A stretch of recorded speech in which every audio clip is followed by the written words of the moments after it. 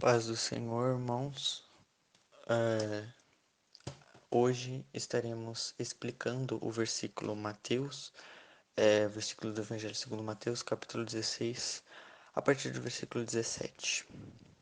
E Jesus respondendo disse-lhe: Bem-aventurado és tu, Simão Barjonas, porque tu não revelou a carne e o sangue, mas meu Pai nos céus. E eu também eu te digo que tu és Pedro, e sobre esta pedra edificarei a minha igreja, e as portas do inferno não prevalecerão contra ela.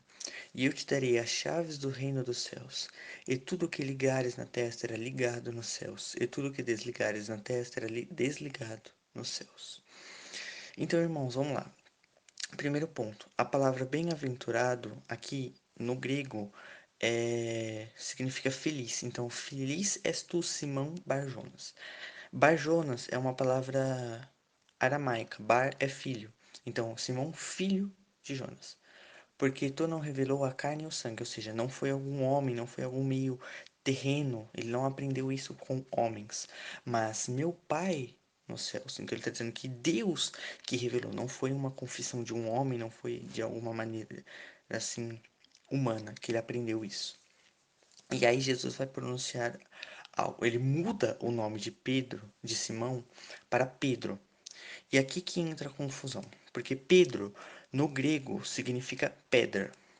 Então, eles dizem que Pedro é a pedra na qual Jesus vai edificar a sua igreja. E o áudio de hoje é para explicar: será que realmente Jesus está dizendo que Pedro foi o primeiro papa? Pedro é a pedra, é o alicerce que Jesus construiu a igreja? Então vamos ler.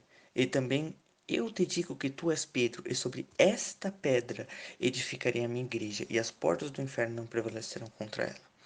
Um outro ponto é que no grego não é inferno, é Hades, e isso significa mundo dos mortos, e isso é muito importante. Ele está dizendo que o mundo dos mortos, aonde os não cristãos vão, não prevalecerá contra a igreja. Ele está dizendo que a igreja está em guerra contra o diabo, porque você vai ganhar as almas, mas que nesse conflito, nessa guerra, o mundo dos mortos, que é a condenação dos ímpios, não prevalecerá contra a igreja sairá vitoriosa e salvará as almas. É isso que Jesus está dizendo. Ah, então vamos lá. Vamos entender quem é a pedra de Mateus 16, 18. Para a gente entender isso, nós temos que recorrer a outros textos das Escrituras. Um deles está em Atos, capítulo 4, tá bom? Deixa eu abrir aqui na minha Bíblia. Atos, capítulo 4, versículo 10.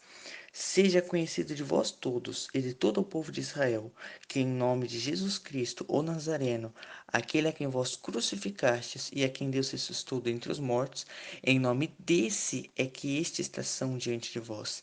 Ele é a pedra que foi rejeitada por vós, os edificadores, a qual foi posta por cabeça de esquina. Aqui é bem claro, irmãos, a pedra, Cristo. Mais um outro texto muito importante, a gente encontra lá em 1 Pedro, capítulo 2, versículo 5 e 6. 1 Pedro 2:5. Vós também, como pedras vivas, sois edificados casa espiritual e sacerdócio santo, para oferecer sacrifícios espirituais agradáveis a Deus por Jesus Cristo. Por isso também na Escritura se contém: Eis que ponho em Sião a pedra principal da esquina, eleita, preciosa, quem nela crê não será confundido. Então presta atenção, ele está dizendo, irmãos, que ele vai colocar uma pedra de esquina. Você está vendo aqui? E quem crê nessa pedra, pedra de esquina é aquela pedra angular, é a pedra principal. É, se você tirar aquela pedra, todo o edifício cai. Ele fala sobre esta pedra eu vou edificar a minha igreja, é a base, o fundamento. E ele fala que quem crer nessa pedra não será confundido. Então quer dizer que se a gente crer em Pedro, nós não seremos confundidos? Não, irmãos, porque Pedro foi um homem normal que nem nós. Em Atos 10, Pedro repreendeu a adoração. Ele mesmo se considerou como um homem. Quando adoraram Pedro, ele mesmo disse que ele era um homem, que ele não era digno de adoração. Tá bom? E nós, irmãos, em que sentido nós somos pedras? Versículo 5. Ah, aqui entra uma questão interessante. Em que sentido nós somos pedras vivas? Aí, vamos lá. Efésios capítulo 2, versículo 20. Edificado sobre o fundamento dos apóstolos e dos profetas, de que Jesus Cristo é a principal pedra da esquina. Então, ele é a pedra angular, a pedra principal, no qual todo o edifício, lembra que ele fala sobre esta pedra, edificarei a minha igreja, no qual todo o edifício, bem ajustado, cresce para templo santo no Senhor, no qual também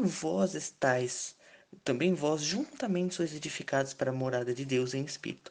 Então, em que sentido nós somos pedras?